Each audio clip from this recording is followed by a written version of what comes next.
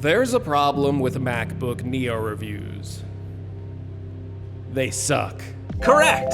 It runs at 105 frickin' degrees. 15 layers of video and 15 layers of audio. It's these reels multiple times a week on my MacBook Pro. Neo has the highest single core performance. Oh. Can I edit a 4K video on the MacBook Neo? I certainly can. Charts, thermal tests, opening up the MacBook Neo and putting in custom liquid cooling, and yes, the dreaded benchmark. Watching a MacBook Neo review on YouTube these days, it's like it requires a computer science degree, and that's part of the problem. Wait a minute, did we just use one of my videos as an example of a bad review on the MacBook Neo? We're trying to make the other YouTubers look bad, not me.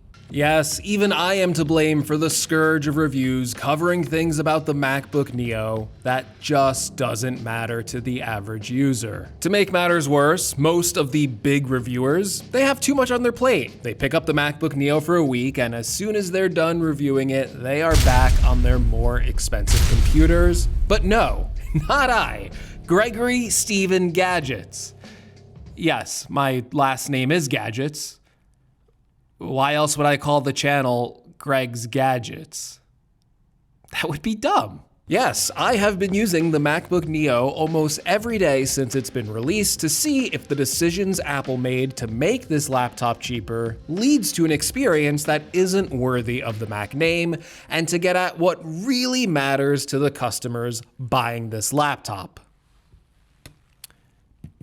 Having a nice Apple logo. So first of all, why buy a MacBook Neo? You as the customer have so many options out there. You could easily go into the store and browse through a selection of low-cost Windows laptops, Chromebooks, or even do what a lot of reviewers recommend and try hunting down an old M1, M2, or M3 MacBook Air at around the same price point as the Neo. But that's part of the problem. The whole buying process itself is confusing. It's something that a lot of users don't actually want to do. They don't want to spend all night comparing 100 different laptops to find the best deal. They just want to buy a laptop that works. And if you're buying online, you are going in completely blind. There are so many different makes and models, so who really knows what the build quality is like, or how the keyboard feels, or if the trackpad is responsive, and you don't know what sort of bloatware you're getting installed on these devices when you go to buy them. So it makes Apple's process look so much more refined, and the pricing structure is clearer across their entire lineup, not just the MacBook Neo. But chances are, you're only looking at the MacBook Neo, and the options couldn't be simpler for you because there's really only one choice you have to make. How much storage do you want? 256 gigabytes or 512 gigabytes? And yes, if you buy the 512 gigabyte option, it does come with the Touch ID fingerprint reader, but that is literally the only difference. Everything else is exactly the same. That also means not having to worry about the stuff that you would normally worry about with a laptop in this price range. That they're f***ing cheap. Excuse my language, Mom, but it's true. There's so much garbage out there in the lower end laptop market with plastic designs that look and feel bad, and they just don't last. Trust me. Greg in college, he had a Windows laptop that broke. The hinges literally snapped. And it didn't happen once, it happened twice with 2 different brands. Wait, you thought I was still in college because I look so remarkably young? Well, I hate to break the illusion, but my actual age is... So unlike this laptop that is very flexible, maybe it took a yoga class, the Neo, it isn't made from plastic. It's made from the same aluminum that every other MacBook is made of, and that makes all the difference. Because I have used this laptop for about 2 months now, and I am telling you that this has the same legendary build quality that you would expect from any modern day Apple laptop. So you can open the lid with one finger, you're not gonna hear any creaky plastic, you can easily rest your hands on the aluminum palm rest and feel that premium material. You can type away at the keyboard until your heart's content, and you can rest easy knowing that this laptop is going to age gracefully for years to come. And besides premium hardware, I would also argue that you are getting a premium software experience. Sure, Apple has built-in apps, but I wouldn't call them bloatware, and yes, they may advertise a service here or there when you open up, say, the Apple TV app, but I have never had Safari beg me to set it as the default browser when I open a different browser, and I have never seen an ad pop up on my desktop or in Spotlight like it can on other platforms. And that's one of the reasons why I like using the sponsor for this video, Monarch Money, to manage my finances, because Monarch Money is also built on a premium experience that is private and ad-free. So they don't use your personal information to sell to advertisers, and they don't run ads when you're trying to pull up your banking information or look at your finances. And with support for 13,000 institutions, there's a good chance your setup will be just as fast and hassle-free as mine was. So replacing all those different apps with one app let me keep track of my bills, my credit card purchases, see how much money is left in my bank account, and even see my current net worth, all in one beautiful, easy to use, streamlined user interface that I can access anytime through mobile or the web. This not only lets me keep better control of my finances, but it also saves me so much time. And that is always something I need more of. But for now, you can take control of your own finances by clicking the link in the description below and starting with a free trial, and then you can get 50% off your first year. And thank you to Monarch Money for sponsoring this video. Now, there's also something incredibly important that the Neo has that goes beyond specs, something even the other MacBooks don't do as well. It has a personality. It has an identity. And it's one of the reasons why I have gravitated towards using this laptop over, say, the MacBook Air. It may sound irrational, but I enjoy taking out the Neo because I like the green citrus color. Green is my favorite color, and the Citrus MacBook has that lemon lime hue that makes it feel like it was more of a personal choice rather than picking a color I wasn't exactly in love with. Now, the screen on the Neo, I think, is the biggest weak point for most users, but probably not for the reason most reviewers may have mentioned. You see, the display quality isn't bad. In fact, it's quite good. It has an LCD display that really does get close in appearance to more premium laptops like the MacBook Air. And the Neo excels in areas where cheaper Windows laptops usually fall apart, like in brightness.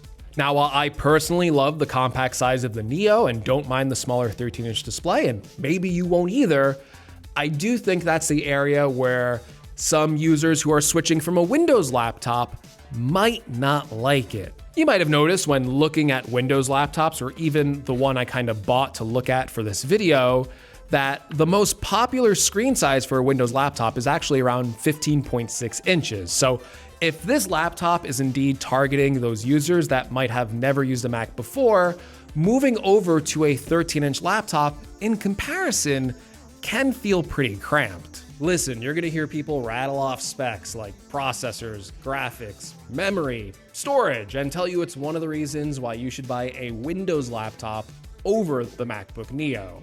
But a lot of these arguments, I can make the case for the Neo sometimes that performance is gonna be better, but I don't even want you to focus on performance. I don't want you to focus on the specs. What I want you to focus on is the overall experience of using this laptop.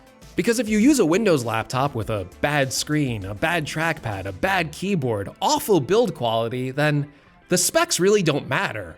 It's the experience of using the laptop, and the experience of using the Neo every day is pleasant. It feels like it was crafted with care at every step, and above all else, it feels enjoyable to use. It's something you really can't convey on a spec sheet. And the best way that I can describe how using the MacBook Neo feels is, well, It just feels like using any other MacBook, and obviously I mean that in the best way possible. I can browse the web, manage my email, take notes, use a word processor, open up a spreadsheet. I can use it for video calls, I can browse social media, I can manage my photo and video libraries, I can stream and download music, and maybe even play a few casual game titles that don't require a lot of horsepower. And in this day and age, of course, we should expect a laptop that can do some light content creation. So yes, you can edit shorter videos for social media, and of course, you can edit photos. And if you're considering a Mac in the first place, there's a really good chance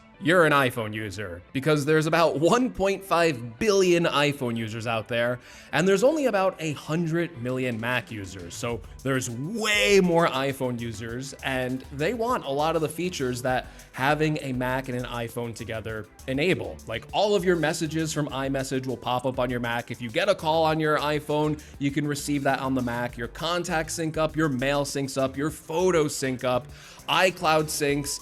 Everything works together so seamlessly, and you can even mirror your iPhone directly on your Mac and control pretty much everything without having to get up and actually grab your phone from the other room. You could even get notifications from your iPhone directly on your Mac. Even something I take for granted every day, like the ability to quickly airdrop a photo to my Mac, is something that really most iPhone users aren't used to. And it's probably why you're considering buying a MacBook Neo, because you've heard about all these advantages being in the Apple ecosystem.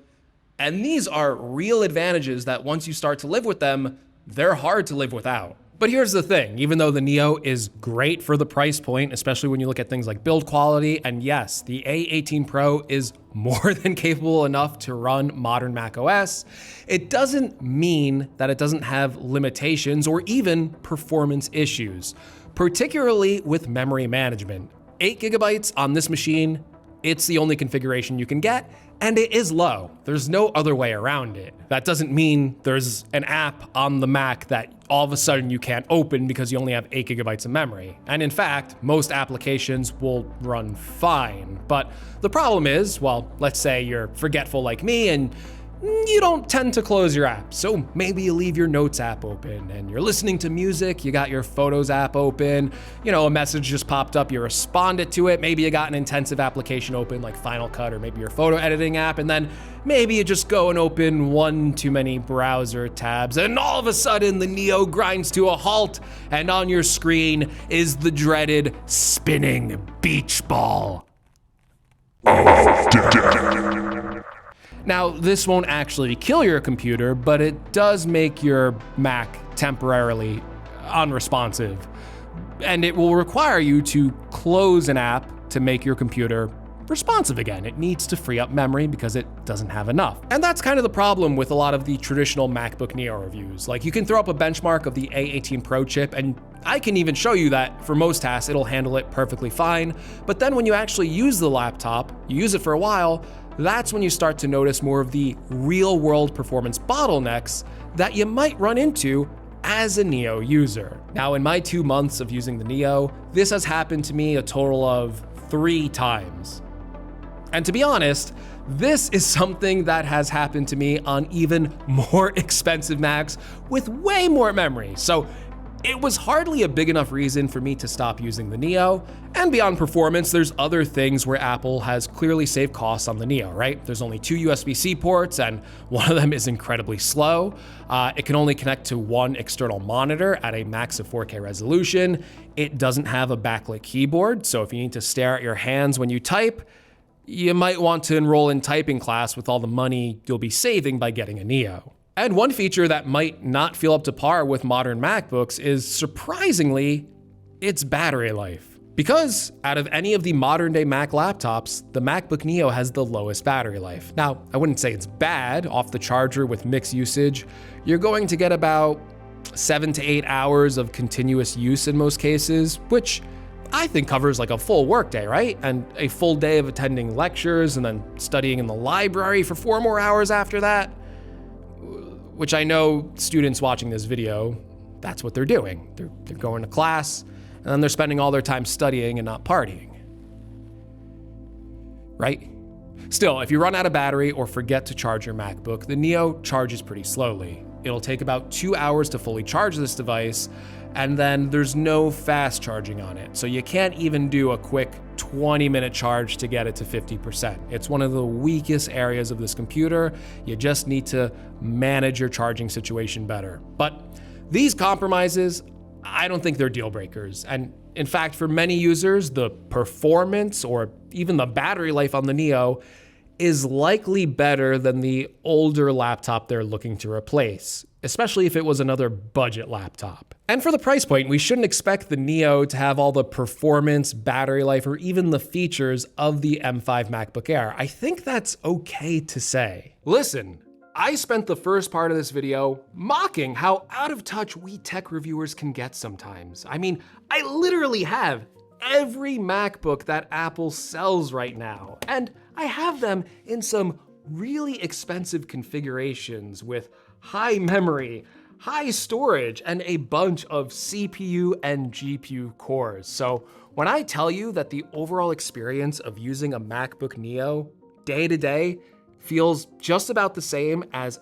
any other MacBook, I think that carries some extraordinary weight. And it's certainly one of the reasons why I've been gravitating towards using this laptop more. Sure, I'm not using it for professional work or blazing fast exports, but I am using it to write, keep up on emails, browse the web, watch video, scroll through social media, and using the things I mostly use a Mac for, because it can do it. And it does those tasks extremely well. And it also isn't a Mac that limits you. It may not be the most powerful Mac, it's certainly not the fastest Mac, but it is capable, especially for its price point. And I think that's the most important aspect of the MacBook Neo. It's just a MacBook, and a damn good one. And chances are, if you're watching this review wondering, is it good enough for me? It probably is. It's why when my friends and family, and yes, even you, ask me, what MacBook should I get? Chances are, I'm gonna say, you should just get the MacBook Neo.